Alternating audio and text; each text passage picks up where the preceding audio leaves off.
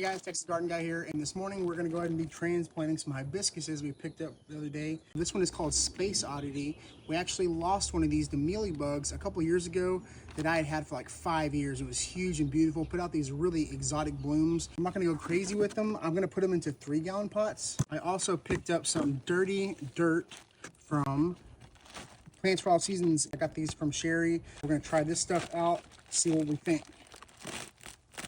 I'll flip my pot upside down like that, squeeze it, and pull. And look at that beautiful root system growing. Now, a lot of people will go ahead and, slice up the root ball and all this good stuff. These are pretty young roots. You really only need to like super disturb the roots if it's really woody and root bound and mature roots. So I'm not going to mess with it too much. I may give it a little bit of a squeeze, but I typically, when it's with like a fresh roots like this, I'm not messing with it too much. Go ahead and fill the pot up. Got perlite, which is really good for potting soil. You want really good drainage, and perlite's going to help out with that. There we go. Put the pot up about 1/3 of the way.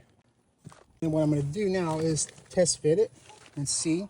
When I put my pot in here, I want to make sure that the root ball is below the line, below the pot line, right? I'm going to take this really awesome product called Genesis, made by Nelson Plant Food. I'm going to take it, and I'm going to sprinkle a little bit at the bottom. And this is going to help with transplant shock. It's going to help develop a stronger plant. Take a little bit here.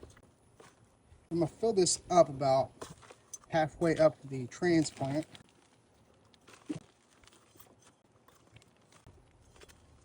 Now I'm going to give it a little bit more so that I'm getting a good amount of coverage around that root ball with the Genesis. This is my go-to. Anytime I do any kind of planting, I'm always using Genesis. And then I'm going to top it off with some Nelson Plant Food hibiscus food. I use it on my Texas sage as well, so it works really well.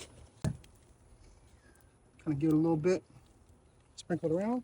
And since we just transplanted this, what we're going to do is probably water it in really well and put it in a shady spot and let it recover. I don't take something that I just transplanted and put it right out in direct sun because it needs time to recover. It needs time to recover when you're doing it in the summer like this. If you're doing this in the early spring, late fall, where you got cooler weather, it's not so bad. But doing this in the middle of summer, is mid-June, I'm gonna go ahead and give this a little bit of a break and put it in a shady spot for about a week or so, and then I can move it out. But if y'all have any questions, feel free to drop down below. Hopefully we get some rain soon, and we'll see you on the next video.